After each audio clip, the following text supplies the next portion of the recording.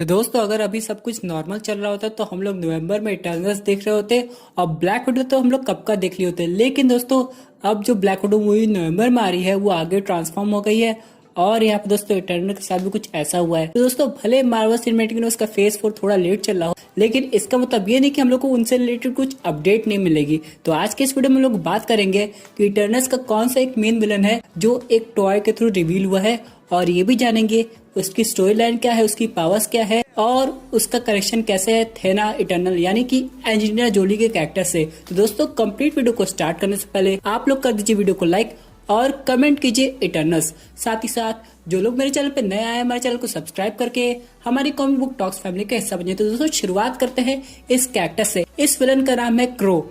अब यहाँ पे दोस्तों ये एक डेविएंट है और हम लोग ये कह सकते हैं कि सेलेस्टियल्स ने जो पहला डेविएंट बनाया था वो यही था। अब इसके पास कुछ स्पेशल पावर है जो बाकी डेविएंट्स के पास नहीं है। ये दोस्तों इमॉर्टल है।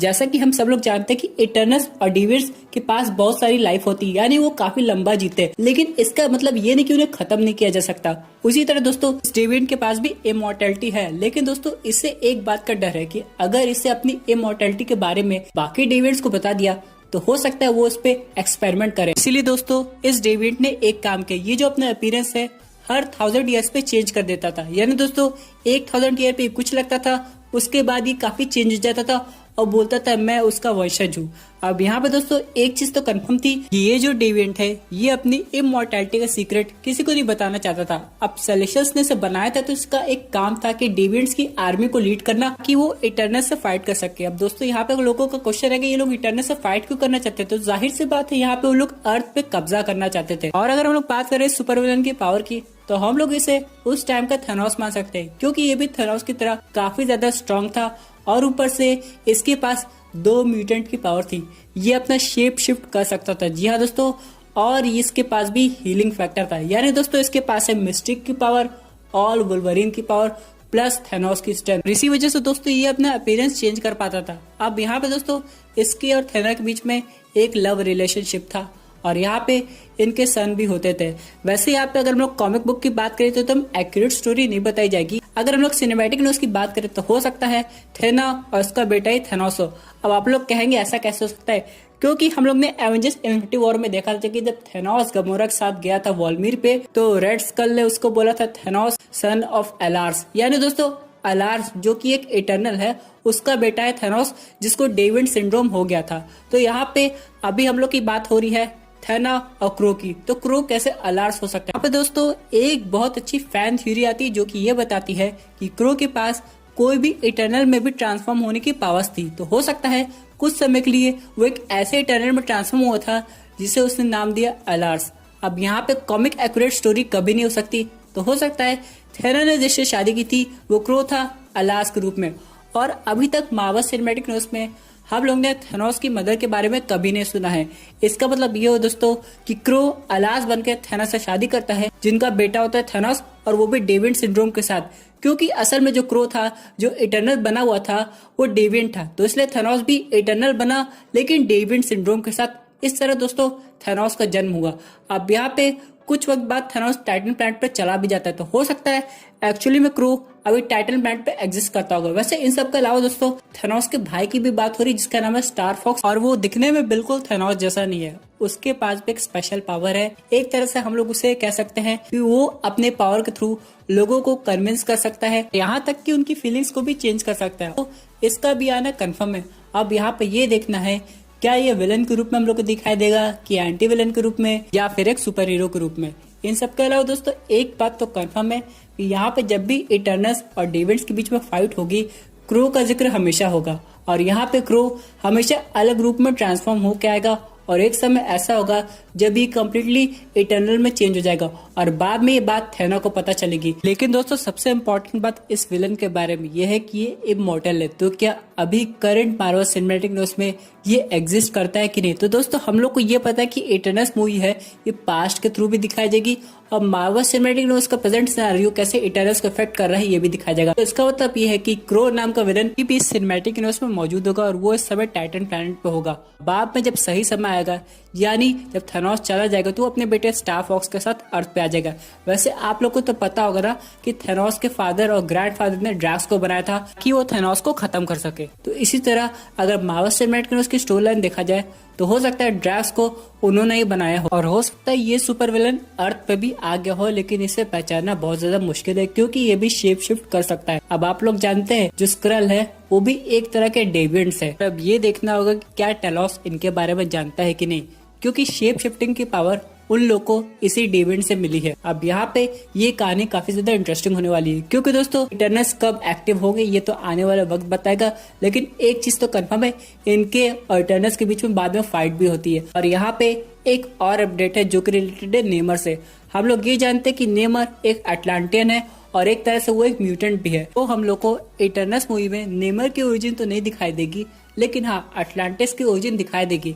आप लोग को तो पता होगा ना कि जो अटलांटिस था वो पहले अर्थ के ऊपर था, यानी कि वो पानी के अंदर नहीं था जैसा कि एक्वामैन मूवी में दिखाया गया था। लेकिन बाद में एक ऐसा इंसिडेंट होता था जिससे अटलांटिस पूरा पानी के अंदर चला जाता था। वहां के जो लोग रहते थे उनके अंदर म्यूटेशन हो जाता था, जिसकी वजह से उनके पास बहुत ढेर सारी पावर हो जाती थी। अब इसी तरह हम लोग को बाद में नेमर का ओरिजिन दिखाया जाएगा। लेकिन आप लोग को तो पता होगा ना, जैसा कि हल्क के राइट्स यूनिवर्सल के पास है उसी तरह नेमर के साथ भी कुछ ऐसा है। यानी दोस्तों आगे जाके अगर हम लोग को नेमर की कोई सोलो फिल्म देखनी होगी तभी होगा, मार्वल स्टूडियोज के पास उसके राइट्स आ जाएंगे। लेकिन दोस्तों यहाँ पे जब भी अटलांटिस दिखाया जाएगा वो एक तरह से एंशिएंट अटलांटिस होगा, और जो हम लोग ब्लैक पैंथर 2 मूवी में देखेंगे मॉडर्न अटलांटिस होगा। अब यहाँ पे जब भी नेमर का इंट्रोडक्शन होगा एक चीज तो कंफर्म है, उसे अपने एंसेस्टर के थ्रू इटर्नल्स के बारे में पता होगा।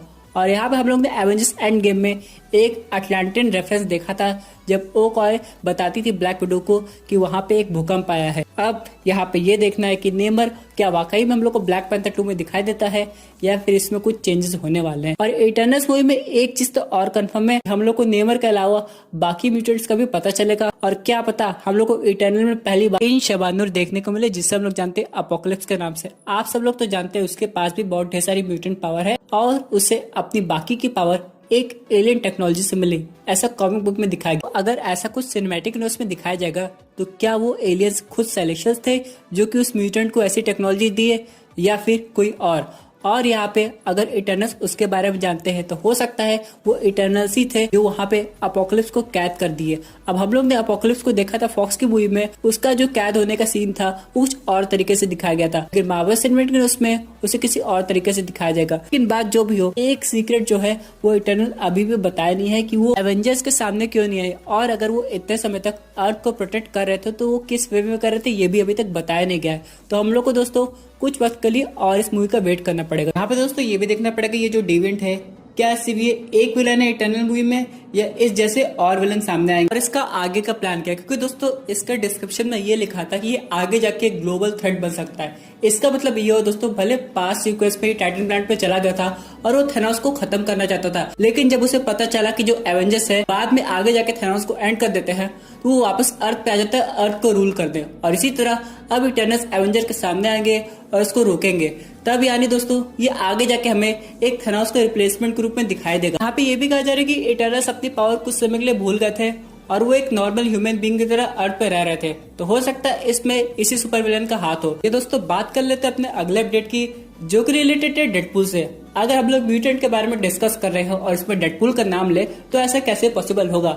हम लोग डेडपूल पार्ट 1 देखिए, पार्ट 2 देखिए, लेकिन डेडपूल 3 मार्वल सिनेमैटिक यूनिवर्स में होगी। और यहाँ पे केविन फेगे ने ऑलरेडी कंफर्म कर दिया है कि वो फ्यूचर में रायन रेनॉल्ड्स के साथ बहुत ढेर सारे कॉन्ट्रैक्ट साइन करने वाले हैं, सोलो डेडपूल फिल्म के लिए भी और आगे जाके एवेंजर्स 5 मूवी के लिए भी। लेकिन दोस्तों सबसे इंपॉर्टेंट बात यह है डेडपूल का इंट्रोडक्शन कब होने वाला है, क्या ये डायरेक्टली किसी मूवी के थ्रू होगा या फिर डेडपूल 3 में हम लोग को दिखाई देगा। एक चीज तो और कही जा सकती है, हो सकता है स्पाइडरमैन 3 में डेडपूल का केमियो हो, लेकिन ये तभी पॉसिबल होगा अगर केविन फेगे ऐसा चाहेंगे। और यहाँ पे दोस्तों एक चीज और है जो कि इलेक्ट्रो के बारे में, जो कि ये कंफर्म करती है कि जो इलेक्ट्रो का अपीयरेंस होगा मार्वल सिनेमैटिक यूनिवर्स में वो द अमेजिंग स्पाइडरमैन के इलेक्ट्रो से काफी ज्यादा अलग होगा। और यहाँ पे एक कॉन्सेप्ट आर्ट भी सामने आई जो कि ये है, आप लोग देख सकते हैं इस पे इलेक्ट्रो कितना ज्यादा कॉमिक एक्यूरेट लग रहा है। अब यहाँ पे ये देखना है कि ये इलेक्ट्रो मल्टीवर्स का है या फिर दोस्तों मार्वल सिनेमैटिक यूनिवर्स में इलेक्ट्रो का एक तरह से रिबूट हो जाएगा, यानी पूरी तरह एक अलग स्टोरी लाइन दिखाई जाएगी ऑडियंस को। दोस्तों क्या आप लोग जानते हैं कियानू रीव्स को कंसिडर किया बेचारे क्रेवन द हंटर के रोल के लिए, लेकिन उन्हें मून नाइट के रोल के लिए भी कंसिडर किया गया था बहुत पहले। तो आप लोग क्या चाहते हैं, क्या Keanu Reeves Kraven the Hunter का रोल करे स्पाइडरमैन 3 में, या फिर उनकी एक टीवी सीरीज है मून नाइट के रूप में। दोस्तों ये थी एक अमेजिंग अपडेट जो कि रिलेटेड टू इटर्नल के विलन से। आई होप आपको ये वीडियो पसंद आई होगी। वैसे आपकी क्या व्यूज उस पर्टिकुलर टॉपिक पे, अपने व्यूज जरूर कमेंट कीजिएगा। और दोस्तों अगर आप ऐसी unique super hero content enjoy करना चाहते हैं तो हमारे चैनल को सब्सक्राइब करके हमारी सुपर हीरो फैमिली का हिस्सा बन जाइएगा। Thank you for watching.